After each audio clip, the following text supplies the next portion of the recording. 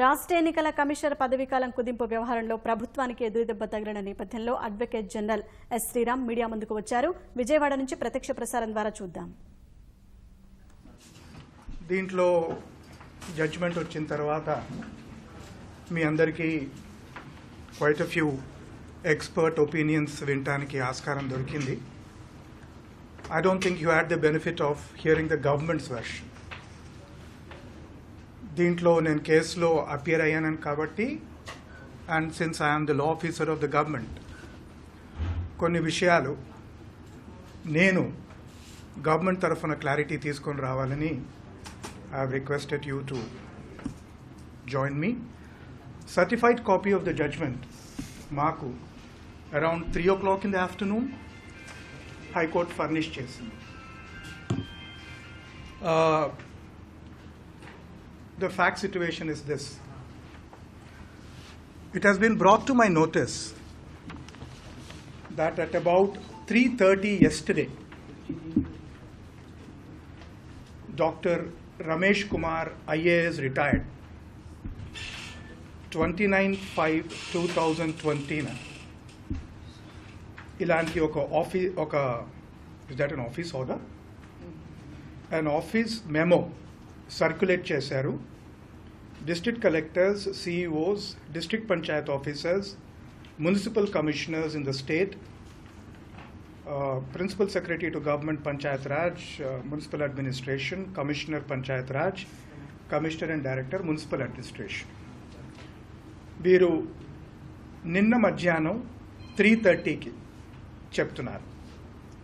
As you are aware, మీకు తెలిసిన విధంగా that the Honorable High Court of Andhra Pradesh today, that is 29/5/2020, had quashed Ordinance number 5 of 2020 as well as the 2 government orders appointing Justice V. Kanagaraj retired with immediate effect.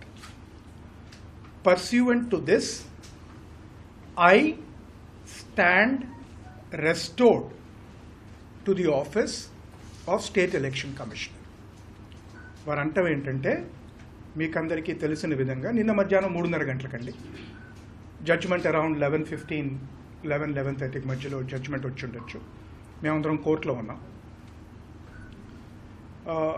11:30కి judgement వచ్చిన తర్వాత వారు 3:30కి ఆర్డినెన్స్ని high court కొట్టేసింది అన్న విషయం మీకు తెలిసిందే. దాని తర్వాత జస్టిస్ కనగరాజ్ని అపాయింట్ చేస్తూ ఇచ్చిన 2 జీవోల్ని కోర్టు కొట్టేసింది. దాని తదనంతరం నేను ఎస్సీసీగా రెస్టోర్ అయిపోయాను. This is an order making a self declaration about his restoration to the office of SEC. వారంతట వారు స్వయంగా నేను ఎస్సీసీగా రెస్టోర్ అయ్యాను అని ఒక డిక్లరేషన్ ఇచ్చుకుంటూ వారు కమ్యూనికేషన్స్ పంపించారు. This is communicated to the officers. దాని తర్వాత ఇంకో కమ్యూనికేషన్ వచ్చింది సెక్రటరీ ఇన్ఛార్జ్ స్టేట్ ఎలక్షన్ కమిషన్కి.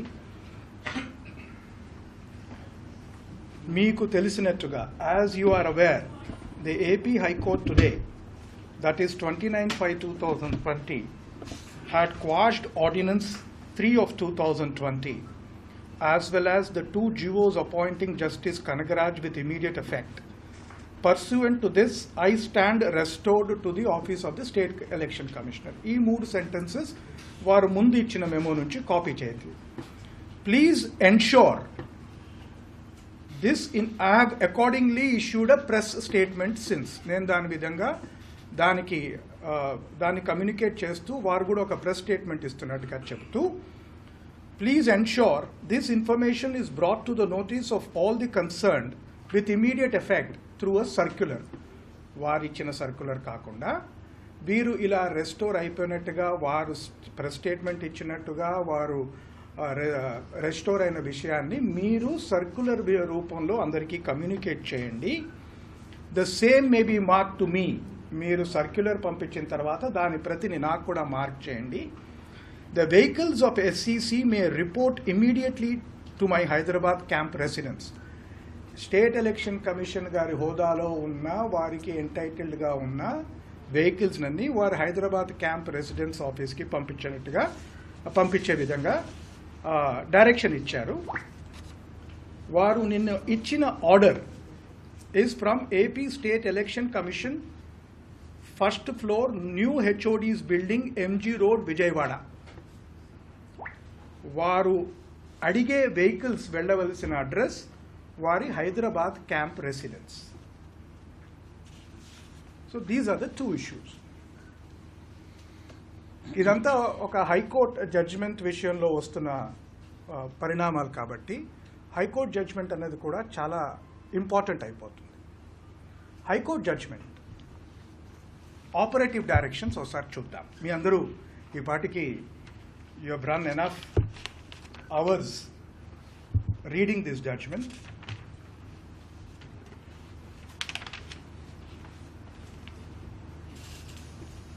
Paragraph 317 of the judgment.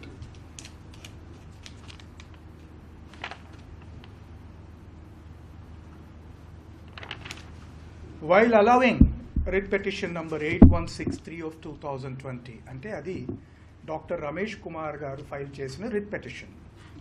The promulgated ordinance 5 of 2020 and the consequential rules etc., and the notification to cease to hold the office of State Election Commissioner by Dr. N. Ramesh Kumar, by GOMS number 618 dated 10/4/2020, as well as the notification of appointment of Justice V. Kanagaraj as State Election Commissioner are hereby set aside.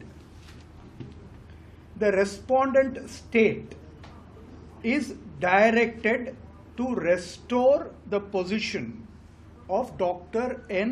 Ramesh Kumar as State Election Commissioner and allow him to continue in the office until completion of the tenure as notified in GOMS number 11 dated 30/1/2016. They have been quashed with immediate effect subject to correction. నేను paragraph 317లో చూడలేదు. That he shall stand restored is not the language used in paragraph 317 or 318.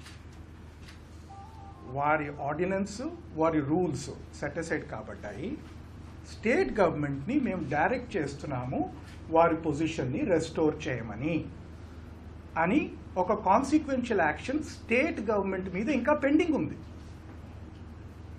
11:30కి judgement వచ్చిన తర్వాత మేము oral application far stay ఆ రోజు ఆ video కాన్ఫరెన్స్లో వచ్చిన టెక్నికల్ ఇష్యూస్ వల్ల అడగలేకపోయాం కాబట్టి బిట్వీన్ 1:30 and 2 మేము ఫార్మల్గా ఒక స్టే అప్లికేషన్ వేశాం. అయ్యా ఇది కొత్త పరిణామాలకి మీరు దారి చూపించారు క్వశ్చన్స్ ఆఫ్ లా మీద, ఈ జడ్జిమెంట్ని మేము సుప్రీంకోర్టుకు వెళ్ళేదాకా స్టే చేయండి అని మేము హైకోర్టులో ఒక అప్లికేషన్ వేశాం. దాని కాపీ మేము డాక్టర్ ఎన్ రమేష్ కుమార్ గారి అడ్వకేట్కి మా ఆఫీస్ నుంచి సర్వీస్ చేయడం జరిగింది. ఆ కాపీ మేము అయ్యే కాపీ పంపించిన 2 గంటలకో 2:15కో మేము పంపించిన తర్వాత this seems to be a consequence of an application filed by us for seeking stay of the operation of the judgement. 11:30, 11:45కి మనందరికీ తెలిసిన విధంగా జడ్జిమెంట్ వచ్చిన తర్వాత మేము స్టే అప్లికేషన్ వేసిన తర్వాత వారికి సర్వ్ చేసిన తర్వాత 3:30కి I'm only narrating the sequence. 3:30కి వీరు ఈ మెమో ఇచ్చి నన్ను నేను రెస్టోర్ చేసుకుంటున్నాను అంటే వారంతటా వారు రెస్టోర్ చేయబడ్డారు అని జడ్జిమెంట్లో ఉందని వారు అనుకున్నారేమో. I'm assuming that he did not have the benefit of the order copy. ఎందుకంటే ఆర్డర్లో కనుక as a consequence of this judgment he shall stand restored అంటే he can stand restored. Why is a consequential notification given? ఇంత రాస్తూ high court ధర్మాసనము చాలా కాషియస్గా state గవర్నమెంట్ని ఎందుకు steps తీసుకోమంది? దీనికి చాలామంది పండిట్స్ని విన్నారు మీరు. ఇప్పుడు ఒకసారి గవర్నమెంట్ వెర్షన్ని విందాం. ఇష్యూ నంబర్ 1 కోర్టులో ఏముందంటే,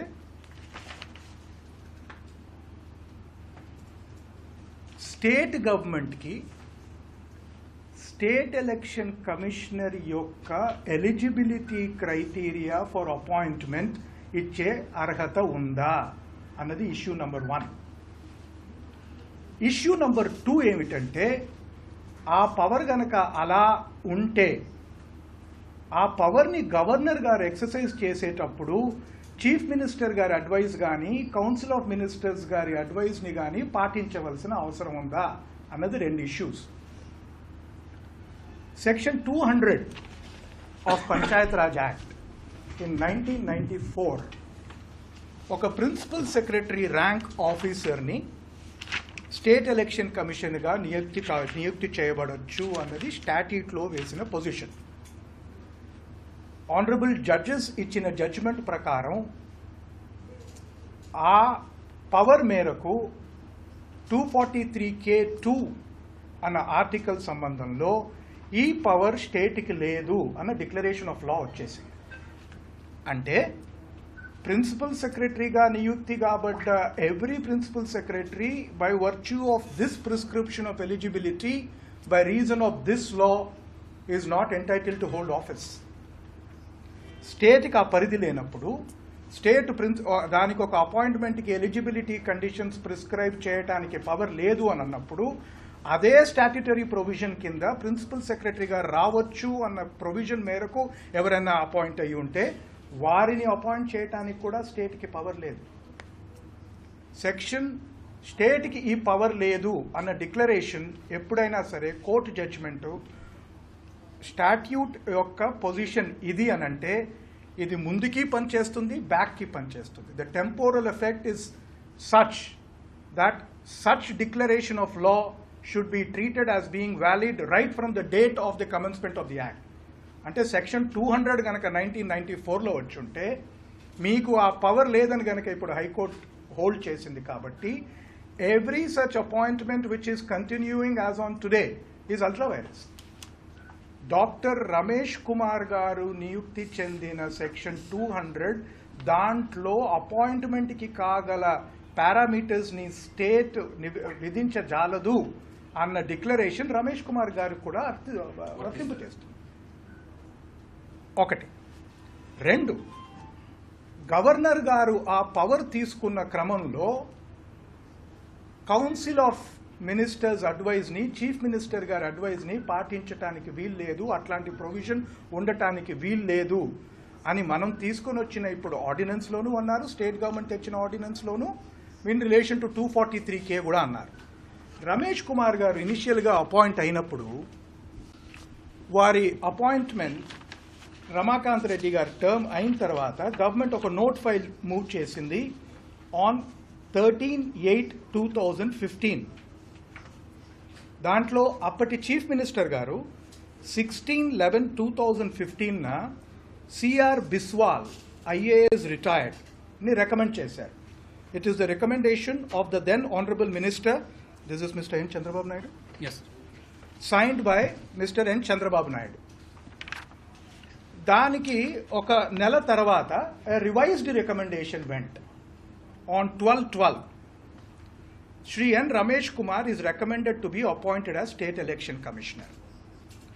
ఒకవేళ గవర్నర్ గారు వారి పవర్ని ఎక్సర్సైజ్ చేసే క్రమంలో council of ministers chief minister గారి అడ్వైస్తో సంబంధం లేకుండా చేయాలన్న హోల్డింగ్ ఈ జడ్జిమెంట్లో ఉంటే రమేష్ కుమార్ గారు అపాయింట్ అయిన ప్రాసెస్ కూడా ఈ ఇల్లీగాలిటీలో భాగమే.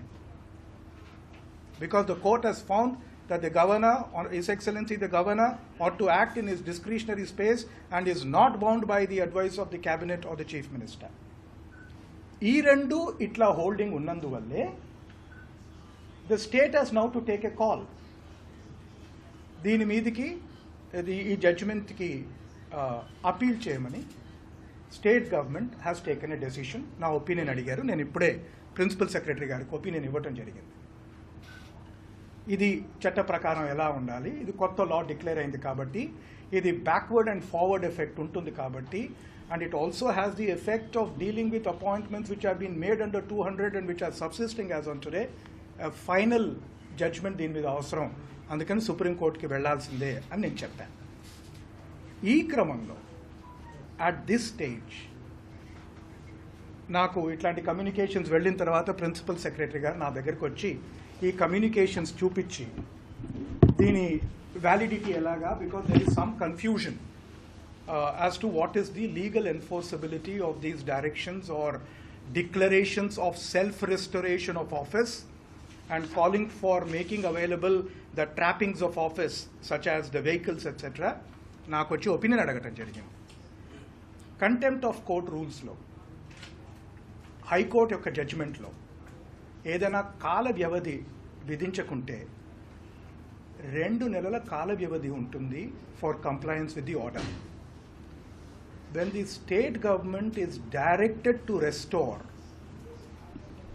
then in all consequence of this judgment, there is an action expected and mandated on the government to issue such consequential notifications as would be necessary to restore Mr. Ramesh Kumar to formally declare that he is the State Election Commissioner, which has not yet happened. నా opinion మేరకు నేను ఇది చెప్పవలసిన అవసరం వచ్చింది కాబట్టి these communications of self restoration of taking office according to me do not flow from the judgement. High court judgement మేరకు high court judgement యొక్క కాన్సిక్వెన్స్గా ఈ 2 ప్రొసీడింగ్స్ ఇవ్వజాలరు. These would be treated as unenforceable communications by the state. చట్ట రూపంలో దీని యొక్క ఎన్ఫోర్సబిలిటీ అన్నది దానికి లేదు అన్న ఒపీనియన్ నేను ఇవ్వటం జరిగింది. and that I had to communicate because a series of such communications have now begun to reign in. One more communication నేను మిమ్మల్ని అడ్వకేట్ జనరల్గా కూడా నేను అడ్రస్ చేస్తున్నాను.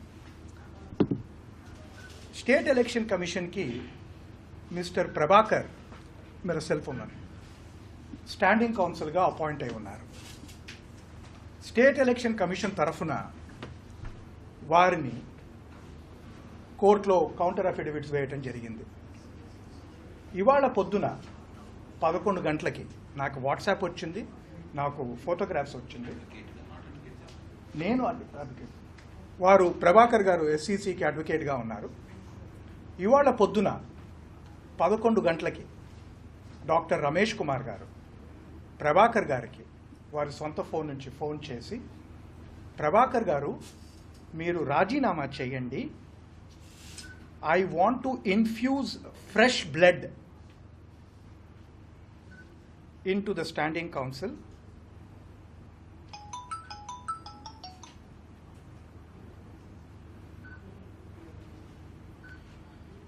నేను వారి దగ్గర నుంచి నాకు వచ్చిన వాట్సాప్ చదివి వినిపిస్తున్నాను. Today morning at around 11 AM, Sri Nimmagadda Ramesh Kumar, former State Election Commissioner, called me and asked me to resign from the post of Standing Counsel for APSCC by tomorrow. రేపట్లోగా మీరు standing కౌన్సిల్గా resignation ఇవ్వండి. And further inform that he wants to have fresh blood in APSCC including standing council. అంటే వారికి కొత్త రక్తం, కొత్త ప్రవాహం ఎస్సీసీలో కావాలి. అందుకని వారు కొత్త స్టాండింగ్ కౌన్సిల్ని అపాయింట్ చేసుకోవాలి. And informed that he is going to appoint a new standing council by Monday, that is 1/6/2020. నేను 1 జూన్ 2020 నుంచి నేను ఒక స్టాండింగ్ కౌన్సిల్ అపాయింట్ చేసుకోవాలన్నాను. I requested him to give some more time to take a decision. Prabhakar గారు వారిని నాకు కొంత సమయం ఇవ్వండి అని అడిగారట. However, he has informed that he has no time, ఇవ్వజాలము, and asked me to submit my resignation by tomorrow, that is 31/5/2020. That is the conversation between me and Sri Ramesh Kumar. I requested him to give some more time to take a decision. వారు నాకు phone చేసి, because I'm the first person of the bar, ఏం చేయాలని అన్నారు. I have indicated to him that he should get the desired time, especially when the restoration itself, in my opinion, is outside the conceivable mandate of law. Any such instructions to such counsel in such tearing hurry have no such requirement of having to be abided. ఈ రెండు విషయాలు నేను చెప్పవలసి వచ్చింది. Ultimately, this is about a High Court judgment. Government stay కోసం application వేసి ఉన్నది. Government సుప్రీంకోర్టుకు వెళ్తున్నట్టుగా almost all of you know in the media decisions. They have got my opinion. This particular action of Dr. Ramesh Kumar does not find any support from the judgment. Question of laws, question of principles of law decide చేసిన తర్వాత స్టేట్కి అసలు appoint చేసే power through the advice of the cabinet లేదన్న తర్వాత వీరిని restore చేయటం ఎలా? Because state is now directed. Now by reason of this law, mister Ramesh Kumars appointment is illegal. Can I construe the state High Court's judgment as wanting me to commit another illegality? We have to take these matters in some quiet reflection. We are approaching the Honorable Supreme Court in the matter. ఒక constitutional law issue, ఒక high court జడ్జ్మెంట్తో సంబంధించిన issue, దాని తర్వాత వస్తున్న consequences. కాబట్టి నార్మల్గా government law officers don't come to the media. We only speak through our efforts, most of which don't get noticed by many of the well-meaning people also. కానీ ఈ విషయంలో ఓవర్ రైడింగ్ పబ్లిక్ ఇంట్రెస్ట్ ఉంది కాబట్టి, over arching constitutional issues ఉన్నాయి కాబట్టి, judgement నాకు మధ్యాహ్నం 3:30కు వచ్చింది. నేను చదివిన మేరకు నాకు ఈ పాయింట్స్ నేను నోట్ చేశాను. ఎందుకంటే we have to go by only the certified copy. Certified copy came to us at about 3 o'clock in the afternoon. Today, ఇవాళ. సో నేను రెండు విషయాలు ఆఫీసర్స్కి గవర్నమెంట్కి చెప్పడం జరిగింది. I find the self declaratory restoration of office by SEC as completely illegal. It's my opinion to the government. Consequently, my opinion to the government is the officers are at liberty not to acknowledge any of such instructions issued by SEC. 3, court వెర్డిక్ట్స్ని చాలా విధాలుగా మాట్లాడటం జరిగింది. As a law officer of the state, we take the courts as a part of governance of the state. Court judgment ni, what is it? Champapetta? Is that? Champapetta ni kaani, atla ani varninche vallaki I don't have anything to say. We will abide by all the judgments, all the opinions of the High Court in accordance with law, subject to our right of appeal. We do not see this as a victory or a defeat. We brought it about as a reform. There is a judgment of the court. We are looking into it. We are entitled to it. And we are entitled to appeal if we think we are aggrieved by it. If there is any sort of interim pandemonium sought to be created, I am required to answer it in accordance with law, and this is my effort. దీనికి అనుగుణంగా ఇప్పుడు మేము చెప్పిన విధంగా మేము సుప్రీంకోర్టుకు వెళ్తాము. And we will await the further adjudication by Supreme Court on further actions. And therefore, I would think that whatever I had to say, I have said. Thank you.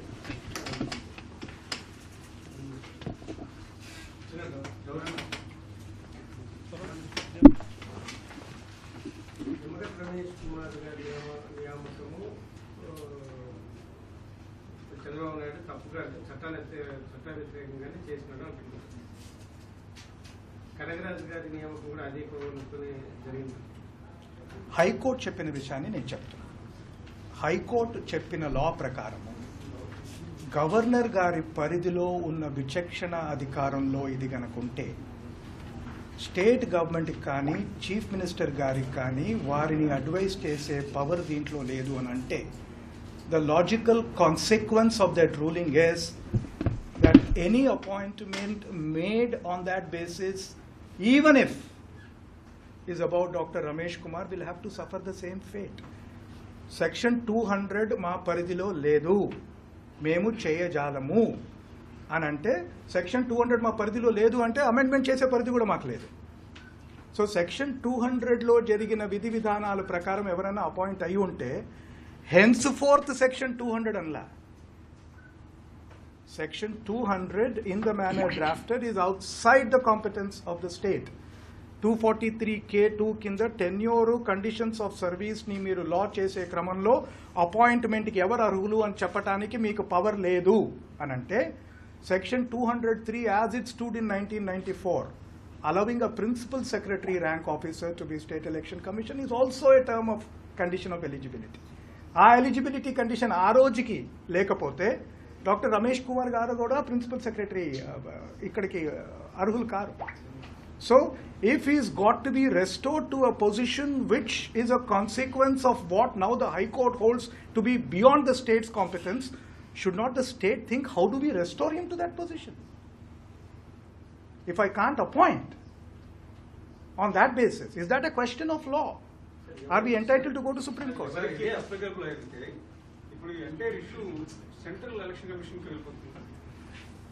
Central Election Commission cannot. State appoint చేసే అధికారం లేదు.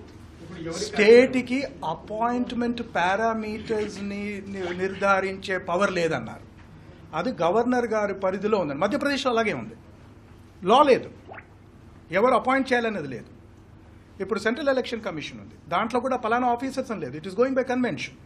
So ఇప్పుడు high court has taken a view, state గవర్నమెంట్కి అపాయింట్మెంట్కి ఎవరు అర్హులు అని చెప్పే పవర్ లేదు. అలా అది అలా ఉంది. గవర్నర్ గారు ఎవరిని అప్పుడు పవర్ లేదు, ప్రిన్సిపల్ సెక్రటరీ గారు కాదు, ఎవరైనా కావచ్చు. ఎవరు కావాలని ఎవరు చెప్పాలి గవర్నర్ గారికి?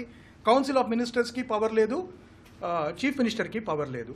ఈ రెండు ప్రాసెసెస్తోనే రమేష్ కుమార్ గారు అపాయింట్ అయ్యారు.